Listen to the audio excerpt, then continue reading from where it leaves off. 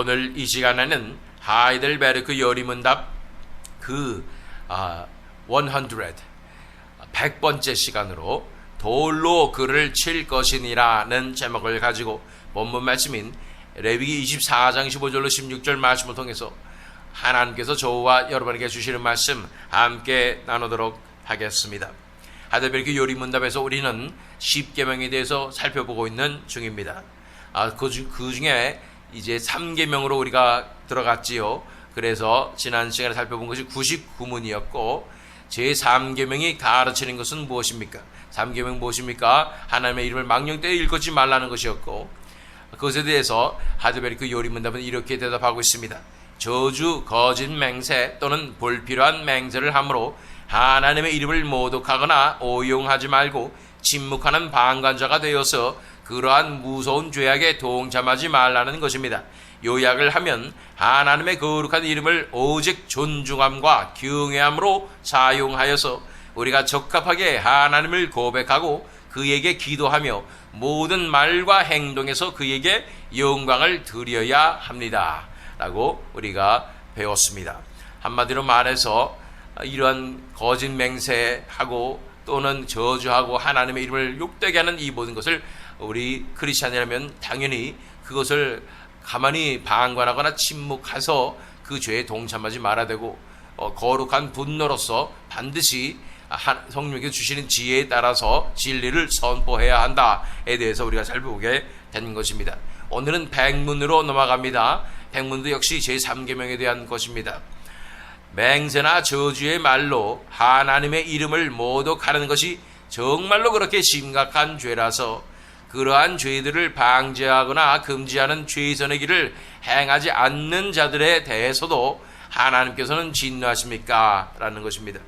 정말로 맹세나 저주의 말로 하나님의 이름을 모독하는 것이 그토록 심각한 죄라서 그 죄를 방지하거나 금지하지 않는 최선의 길을 행하지 않는 자들에 대해서도 하나님께서 그 책임을 물으십니까? 정말 그렇습니까? 라고 질문하는 것입니다.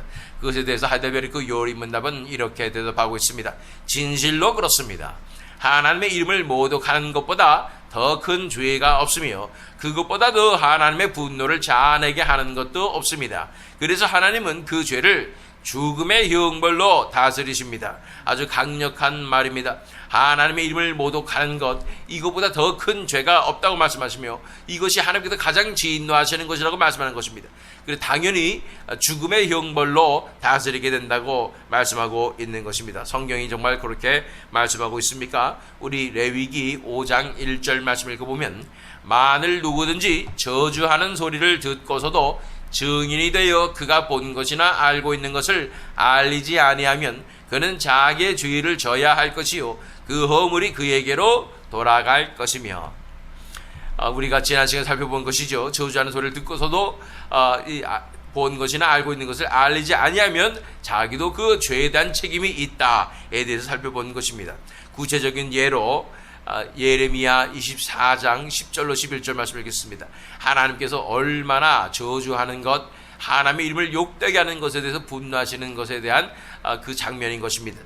자, 이스라엘 자손 가운데 한 아들이 있었는데 그의 어머니는 이스라엘 사람이고 아버지는 이집트 사람이라.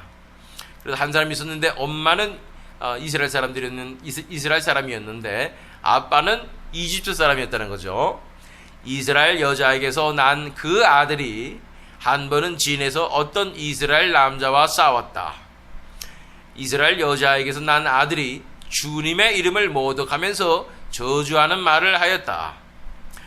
그런데 싸움이 났는데 이스라엘 사람들과 이스라엘 사람에 속한 그런 어떤 다른 남자와 싸우다가 자기도 모르게 주님의 이름을 모독하면서 저주하는 말을 하였다는 것입니다.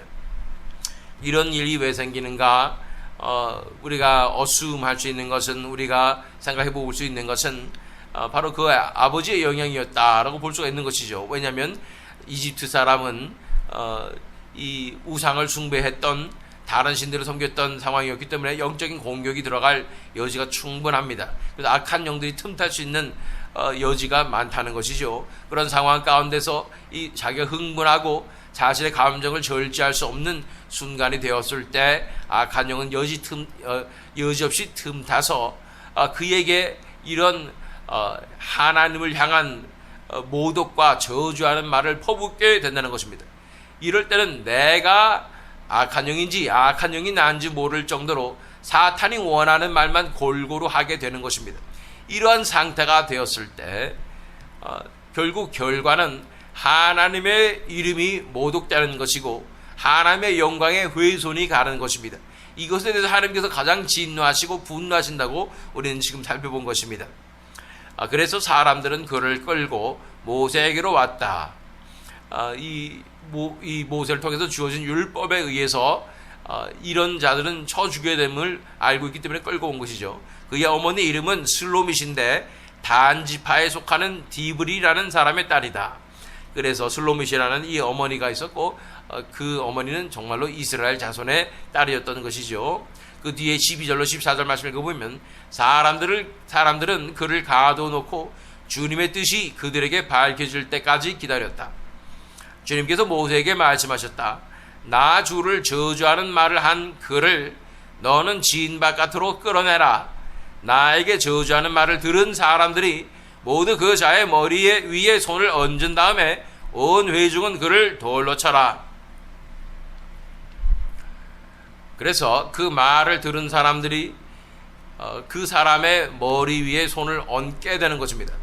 그 말을 들은 사람들이 그 죄값이 분명히 있기 때문에 그 책임을 져야 하는 것입니다. 증인이 되어야 하고 증언을 해야 하는 것이고 선포를 해야 되는 것이고 그렇게 머리 위에 손을 얹은 다음에 온 회중이 돌로 치라고 말씀하고 있는 것입니다. 이토록 하나님의 이름을 저주하는 그 행위는 하나님께서 하나님을 찬양하라고 영광 돌리라고 지으신 그 입을 가지고 이렇게 하나님을 저주하는 이 언행을 하는 것은 엄청난 죄악이라는 사실을 우리는 깨달아 알아야 한다는 것입니다. 이것이 얼마나 심각한 문제인가.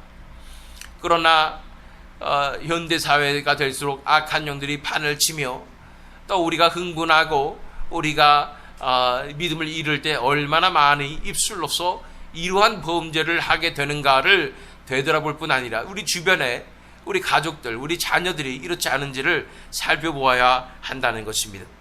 자, 맹세나 저주의 말로 하나님의 이름을 모독하는 것이 정말로 그렇게 심각한 죄라서 그러한 죄들을 방지하거나 금지하는 최선의 길을 행하지 않는 자들에 대해서도 하나님께서는 진노하십니까? 진실로 그렇습니다. 하나님의 이름을 모독하는 것보다 더 큰 죄가 없으며 그것보다 더 하나님의 분노를 자아내게 하는 것도 없습니다. 그래서 하나님은 그 죄를 죽음의 형벌로 다스리십니다. 이것에 대해서 계속해서 이어지는 아까 그 스토리가 이어지는 말씀이 본문 말씀입니다. 레위기 24장 15절로 16절 말씀을 읽겠습니다. 너는 이스라엘 자손에게 말하여 이르라.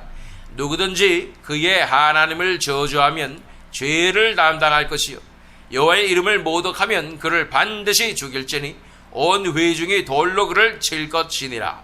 거류민이든지 본토인이든지 여호와의 이름을 모독하면 그를 죽일지니라. 정말로 엄정한 말씀이지 않을 수 없습니다. 이렇게 하나님의 이름을 망령되이 일컫는 것, 이것 자체가 얼마나 큰 죄인지.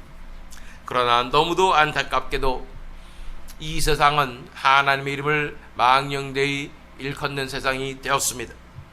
그들의 습관적인 말에도 OMG 이런 얘기들이 원래는 크리스찬들이 청교도들이 힘든 일이 생기거나 놀라는 일이 생길 때마다 오 나의 하나님이라고 부르셨던 그런 말이 이제는 하나님을 믿지도 않는 세상 사람들이 그렇게 부르면서 망령되이 하나님의 이름을 부르고 있다는 것, 또한 예수 그리스도의 이름을 불렀던 그 신성한 이름이 원래 청교도들이 그렇게 놀라는 또는 힘든 일이 생길 때마다 예수님을 찾았던 그 외침이 이제는 예수님을 믿지도 않는 사람들이 욕을 하거나 또는 힘든 상황에서 정말 말도 안 된다고 저주하는 말로 그 이름을 사용하는 그런 상황이 되었습니다. 이 세대를 보며 하나님께서 얼마나 분노하시고 진노하시겠습니까? 이런 상황이 되었다는 건 우리는 심각하게 받아들여야 합니다. 나는 그렇게 하지 않는다고, 나는 그런 용도로 하나님의 이름을 쓰지 않고 다른 사람과 같이 그렇게 욕하지 않는다고 나는 괜찮을 거라 생각하시면 안 됩니다. 그런 것을 들었지 않습니까? 들은 자는 그것을 그리고 방치하고 가만히 있었다가는 우리는 그 책임을 면하지 못할 것입니다. 뭐 어떻게 돼요? 세상 사람들이 가서 그러지 마세요 이렇게 얘기해야 돼요? 그것이 아니라 그때마다 하나님 앞에 정말 죄송합니다, 회개해야 됩니다. 하나님, 주여 잘못하였나이다. 이것이 인간의 죄악입니다. 하나님의 이름을 이렇게 망령되이 일컫는 이 인간들을 주여 정말 잘못하였나이다 하고 하나님 앞에 회개해야 되는 줄로 믿습니다. 그렇게 하나님 앞에 그런 모든 상황들을 그냥 보아넘기지 않고 그냥 방관하지 않고 하나님 앞에 간절히 기도하여서 이제 부귀 역사가 일어나서 이들이 회개하게 하여 주시고 정말로 하나님의 이름만이 높임을 받는 놀라운 역사 일어나게 하여 주시옵소서. 그럴 때마다 하나님 앞에 부르짖어야 되는 줄로 믿습니다. 자, 또한 우리가 민수기 16장으로 가서 26절을 읽겠습니다. 그런 회중에게 경고하였다. 당신들은 이 악한 사람들의 장막에서 물러서시오. 고라 자손과 이 사람들이 하나님 앞에 대적하고 반역하였을 때, 모세를 반역하였을 때 일어난 일이죠. 그들에게 딸린 어느 것 하나도 건드리지 마시오. 건드렸다가는 그들의 죄에 휘말려 함께 망할 것이요. 그래서 이 그들의 죄에 동참하는 것은 가만히 그 자리에 서 있는 것도 동참하는 것입니다. 그들의 자리에 가만히 있는 것, 아무렇지도 않게 그들이 하는 것을 어떻게 하나 보자 하고 방관하고 구경하고 있는 것조차 그 죄에 동참하는 것이라는 것을 기억해야 되는 것입니다. 고라 자손의 경우에 어떻게 되었습니까? 그 뒤에 31절로 32절 말씀을 읽어보면, 그가 이 모든 말을 마치자마자 그들이 딛고 선 땅바닥이 갈라지고 땅이 그 입을 벌려 그들과 그들의 집안과 고라를 따르던 모든 사람과 그들의 모든 소유를 삼켜버렸다. 그리고 그들과 합세한 모든 사람도 산채로 스월로 내려갔고 땅은 그들을 덮어버렸다. 그들은 이렇게 회중 가운데서 사라졌다. 그래서 그들과 함께한 사람들은, 합세한 사람들은 다 산채로 땅이 갈라져서 스월로 내려갔다 라고 말하고 있는 것입니다. 그 자리에서 방관하고 있고 나는 그렇지 않으니 한번 구경하자, 이런 심보를 가지고 있다가는 이 그들의 죄악에 동참하게 된다고 말씀하고 있는 것입니다. 이렇게 하나님의 이름을 망령되이 일컫는 것, 하나님을 대적하여 높아진 것, 이런 것들은 하나님께서 진노하시며 그들의 죄에 동참하는 것은 우리가 적극적으로 그들과 함께 하나님을 비방하고 저주하는 것뿐 아니라 그것을 방지하고 그대로 방관하는 것조차 그들의 죄에 동참하는 것이 되어서 그들이 땅으로 꺼질 때 우리도 함께 꺼지게 된다고 말씀하고 있는 것입니다. 이런 측면에서 봤을 때 우리가 심각하게 짚고 넘어가야 할 문제가 있습니다. 그것이 바로 교회의 치리에 관한 문제입니다. 교회가 어떻게 정말 순결성과 순수성을 지킬 것인가.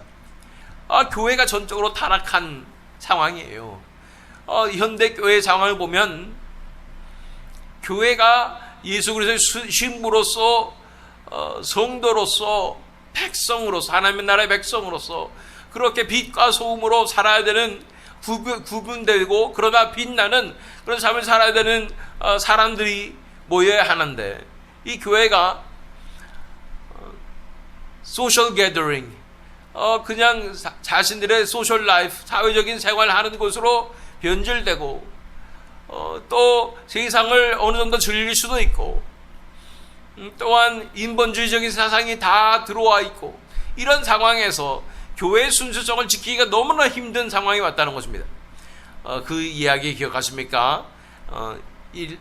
대각성 운동을 일으켰던 조나단 에드워즈는 교회에서 쫓겨나고 말았는데, 그것은 바로 성찬의 자격에 대해서 엄격하게 선포하고 선언하였기 때문에 그 자격이 되지 않는 교인들이 너무나 많았기 때문에 교인들이 화가 나서 내쫓았다라는 것이죠. 하나님의 사람을 그냥 그렇게 내쫓게 되는 것이 교회 안에 그렇게 가라지가 많이 들어오고 가짜 그리스도들이 많이 들어왔을 때 생기는 현상인데, 지금은 어떻겠습니까? 지금 현대 교회는 조나단 에드워드 시대보다 더 심각한 상황이라는 거예요. 이런 상황에서 어떻게 우리가 교회의 순수성과 순결성을 지킬 수가 있느냐라는 것입니다. 우리는 싸워 나가야 하는 줄로 믿습니다.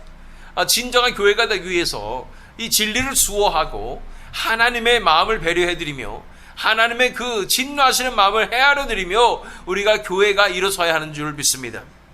그래서 교회에 들어온 우리가 왜 교회가 이렇게 되었는가를 분석을 하고 그 원인을 알아서 교회에 들어온 이런 인본주의에 대해서 우리는 다뤄야 함을 믿습니다. 교회에 인본주의가 들어왔어요. 우리 교육 자체가 그렇습니다. 학교에서 배우는 교육 자체가 아주 인본주의적입니다. 그래서 인본주의적인 심리학에 따르면 어떻습니까? 인간은 태어나면서 상처를 받기 때문에 이렇게 문제가 생긴 것이다.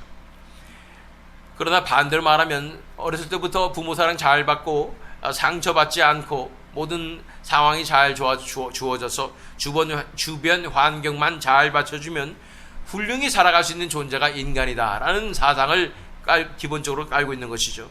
그래서 인본주의적인 심리학에 의하면 우리 인간의 문제는 자라온 환경이고 또 주변인들이 문제라는 것입니다. 그러나 제대로 된 교육을 잘 해낸다면, 한마디로 말하면 칭찬만 하고 또 인커리지 해주고 자존감 상하지 않게 하는 그런 교육만 잘하면 인간은 다 선하게 잘 살 수 있다는 그런 사고방식으로 살아가고 있다는 것이죠. 그래서 아이들 교육들 보면 체벌하지 말라고 얘기합니다. 자존감을 살려주는 칭찬만으로도 분명히 인간은 좋은 인간으로 성장할 수 있다라고 말하는 것이죠. 심지어는 그러한 교육 방식이 반려동물에 훈련하는 데도 사용돼서 이 반려동물을 칭찬만으로 교육이 가능하다고 말하고 있는 것입니다. 그래서 심지어는 어떤 TV 프로그램에는 세상에 나쁜 개는 없다, 새나개, 나쁜 주인만이 존재할 뿐이다 라고 얘기하는 것이죠. 그런데 이 모든 것들은 인간이 어떠한 존재인지를 그 본질을 파악하지 못하기 때문에 이런 일들이 생기는 것이고, 이것은 사탄의 전략이라고 볼 수밖에 없는 것입니다. 우리가 아무런 일이 없고 평안하게 살게 될 때 다들 가면을 하나씩 쓰고 사는 것 같습니다.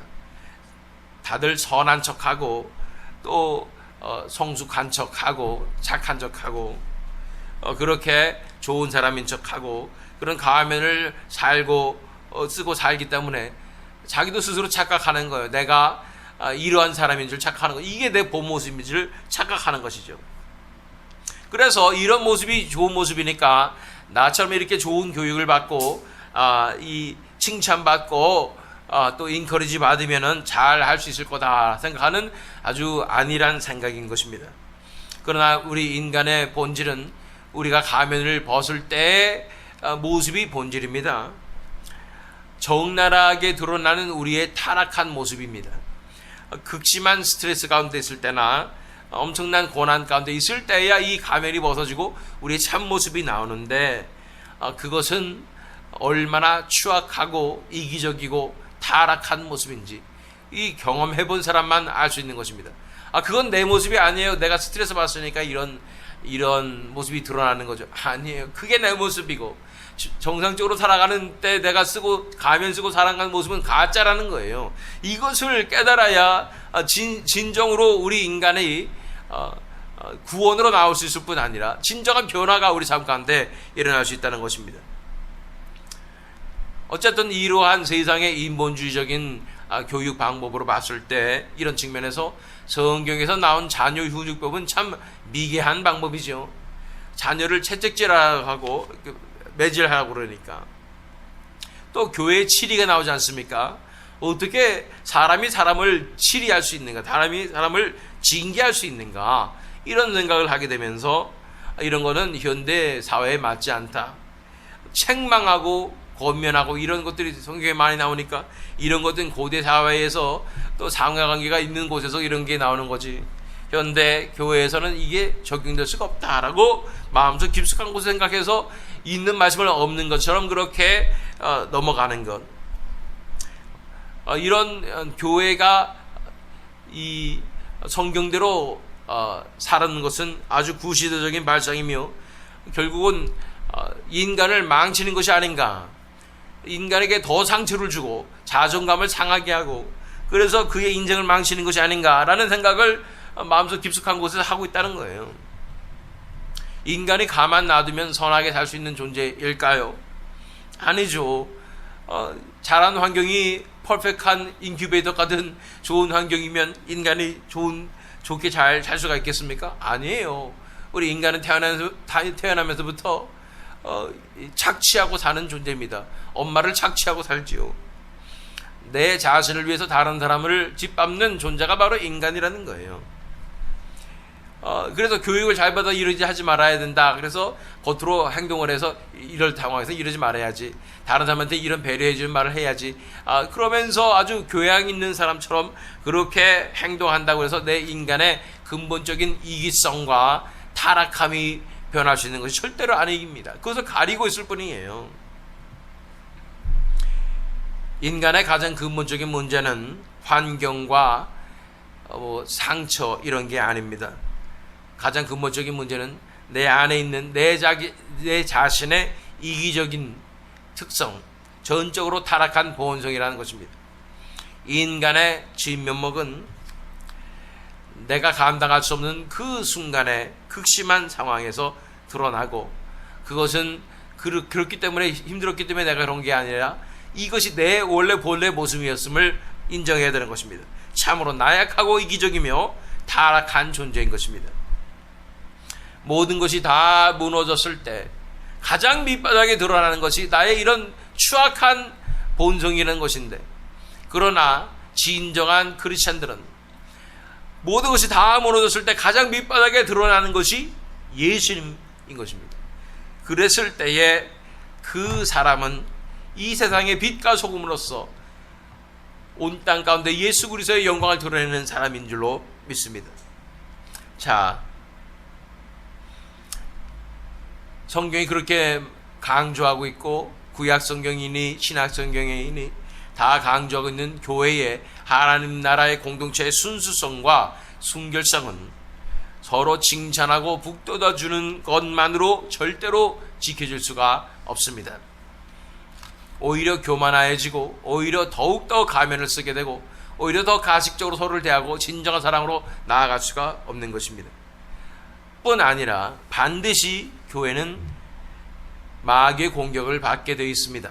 마귀는 공격을 해서 교회를 타락시키려고 합니다. 이렇게 서로 칭찬하고 서로 아무 말도 안 하고 넘어가지고 사랑이라는 명목으로 그렇게 북돋아주고 이러기만 한다면 마귀가 교회를 타락시키는 것은 시간 문제입니다. 인간의 본성이 그렇게 악하기 때문인 것입니다. 교만하기 때문인 것입니다. 그래서 현대교회에 가장 시급히 회복되어야 하는 것은 바로 교회의 치리입니다. 그것은 교회가 목숨 걸고 교회의 순결성과 순수성을 지켜내야 한다는 말입니다. 교회 안의 죄악에 대해서 문제를 다뤄야 합니다. 책망해야 합니다. 성경에서 말한 대로 권면해야 하는 것입니다. 또한 이렇게 특별히 말로써 우리가 얼마나 많은 죄를 짓습니까? 이런 것들에 대해서 분명히 이런 엄청난 영적인 공격을 인식을 하고 싸워내야 됩니다. 진리를 선포함으로 싸워내야 되는 줄로 믿습니다. 그리고 이렇게 마귀가 마음껏 활개치도록 아무 말도 못하고 방관하고 그러지 말고 반드시 가로막고 형제자매를 사랑한다면 그 말을 가로막고 하나님께 영광 돌리는 말로 바꿔줘야 할 줄로 믿습니다. 그렇게 적극적으로 교회의 순결성과 순수성을 지켜내야 한다고 말씀해 주시는 것입니다. 내가 그렇게 못하는 것은 내가 사람이 되었기 때문이고 내가 그 교인 한 명 읽고 싶지 않기 때문인 것을 우리가 바라봐야 합니다. 괜히 문제 일으키고 싶지 않고 튀고 싶지 않고 욕먹고 싶지 않고 이런 두려워하는 마음이 우리 마음에 있다면 우리가 누구를 두려워하는 것입니까? 정말 하나님을 두려워하는 것입니까? 아니면 세상과 사람과 내 평판이 무너질 것을 두려워하는 것입니까? 그렇기 때문에 이제 이 새미듬 장로교회에서는 정말로 교회의 순결성과 순수성이 지켜지는 교회의 모습, 하나님의 심정을 헤아려드리는 교회의 모습을 일어서야 될 줄 믿습니다. 죄악의 문제, 특별히 이 말로서 짓는 이렇게 불신의 고백들과 또한 이 하나님의 이름을 모독되게 하는 이런 모든 상황 가운데 가만히 있지 말고 반드시 진리의 말씀으로 응수를 하고 또한 선포를 하고 일어서서 이 교회의 순수성과 순결성을 지켜내는 교회가 되어야 될 줄로 믿습니다. 이제 그렇게 되어야 진정한 교회의 모습으로 일어설 수가 있지 않겠습니까? 이런 일들을 위해서 우리가 간구하며 기도하며 또 성령께서 주시는 그 지혜로서 정말로 하나님께서 가장 원하시는 그 선포를 해내는 우리가 되었으면 좋겠습니다. 이 말씀을 기억하면서 제3계명 하나님의 이름을 망령되이 일컫는 그런 죄악에 동참하는 것이 아니라 오히려 교회를 그 죄악으로부터 지켜내며 성도들을 지켜내며 그래서 하나님께서 기뻐하시는 교회의 모습으로 일어서는 저와 여러분 되시기를, 또한 이 새미듬 장로교회 되기를 예수 그리스도의 이름으로 축원합니다.